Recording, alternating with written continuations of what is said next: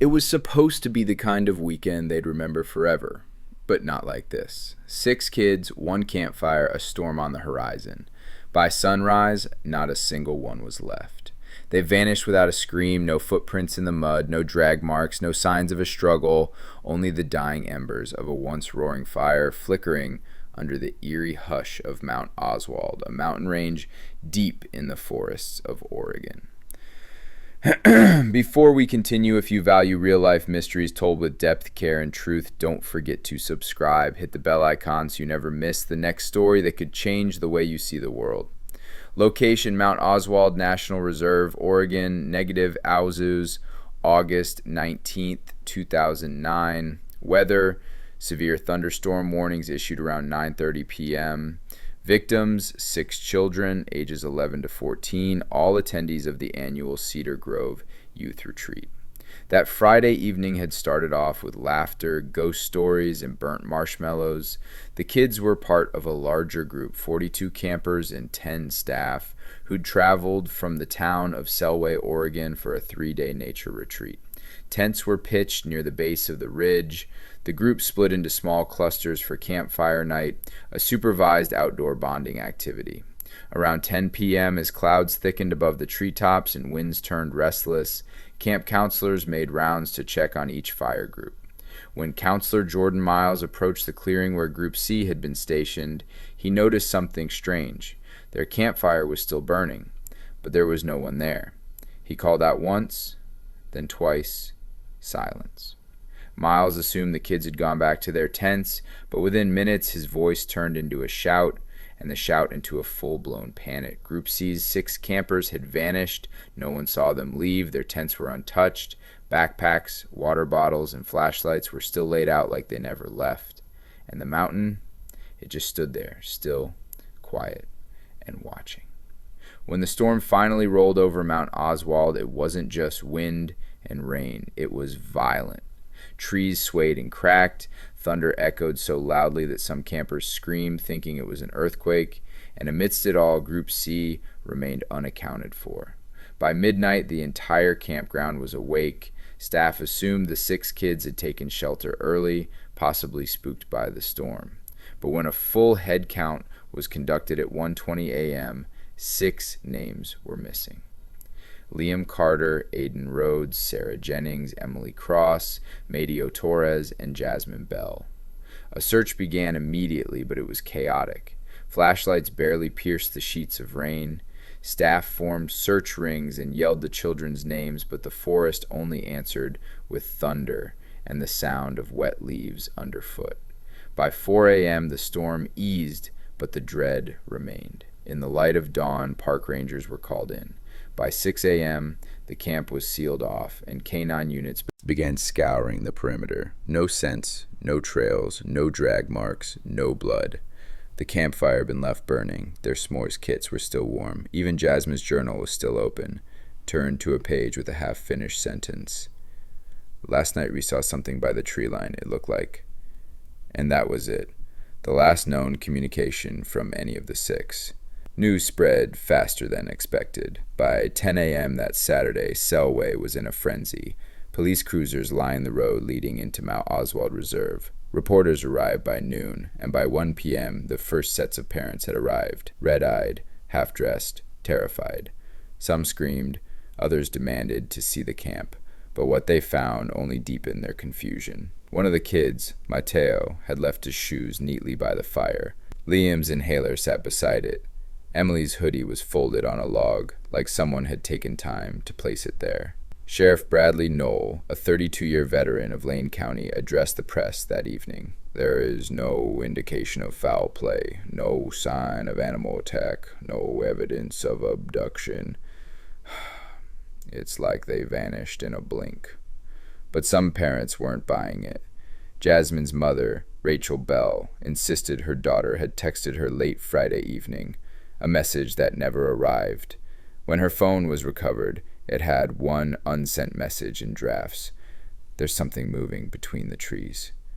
No one could explain how 6 kids disappeared from a monitored campsite in a storm without a single scream. On Sunday, Something strange was discovered about 700 yards northeast of the camp. A set of footprints, small, bare, likely a child's, leading uphill.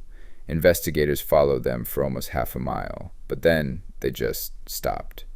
On a patch of mossy rock with no way forward or back, a second trail, possibly made by someone wearing flip-flops, led in a separate direction, toward a shallow cave opening, but ended at a large pile of leaves and branches.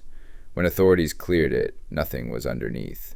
Bloodhounds sniffed the scene. Again, nothing. It was like the children had walked into a gap in time itself. Search teams combed through ravines, caves, old ranger trails, and even nearby cabins. Still, no evidence, not even clothing. The strangest find came on day 4, when a ranger noticed something scratched into a tree trunk near the children's camp. It watches when we laugh. No one knew who carved it or when, but campers from previous years reported feeling watched while hiking near the northern ridge. One kid said he once saw a man standing still in the woods wearing an old ranger hat, but rangers confirmed no such uniform was ever used in that area.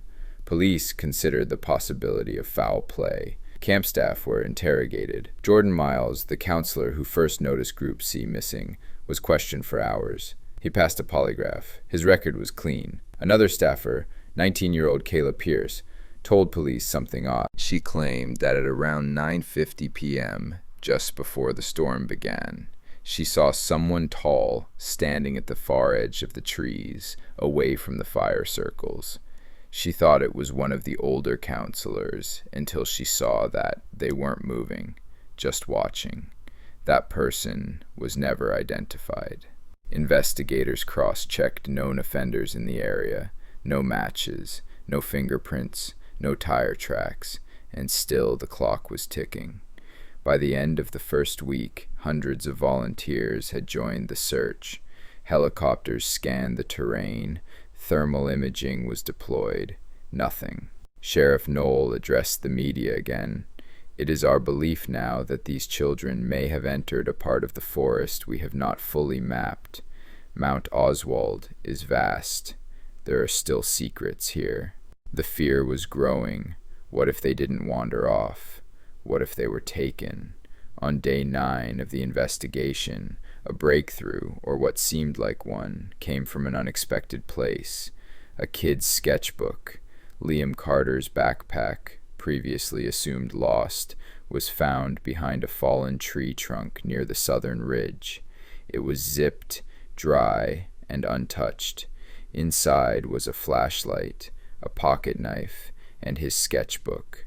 The first half of the book was normal, drawings of trees, comic superheroes, and camp jokes, but the last few pages were eerie. Page after page was filled with frantic pencil sketches of a figure in the woods, a long coat, a wide hat, no face.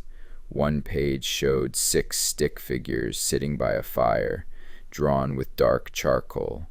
Around them were small marks that looked like eyes in the trees. Another page had what looked like a map, but it didn't match anything found on campgrounds. Rangers walked the path anyway. It led to a rocky outcrop with a steep drop-off. Nothing there, no sign of life. But something felt wrong. A volunteer, Sandra Welsh, would later report that her compass spun wildly near that cliff, refusing to settle. She thought her gear was malfunctioning, but others confirmed the same thing. Magnetism anomalies were being reported all around the southern trail. Whatever that map led to, Liam never got the chance to explain it. The sheriff's department quietly stopped referencing it in public briefings. They said it was a child's imagination, but some parents began whispering. What if the kids found something they weren't supposed to? With no bodies, no suspects, and no evidence of a crime, the theories began to spiral. Locals whispered about the Oswald Watcher, an old urban legend dating back to the 1930s. Stories told of campers who saw a figure roaming the woods, tall, silent, always watching from the ridge. Others speculated about underground tunnels, claiming the region once had mining shafts that were never properly sealed. Could the kids have fallen into one? More skeptical voices blamed the staff, citing negligence, secret romances between counselors, or hidden criminal records. But background checks cleared everyone. No arrests, no confessions. The town of Selway grew divided. Some accused the camp organizers of covering something up. Others accused the sheriff's office of not doing enough. Protests were held.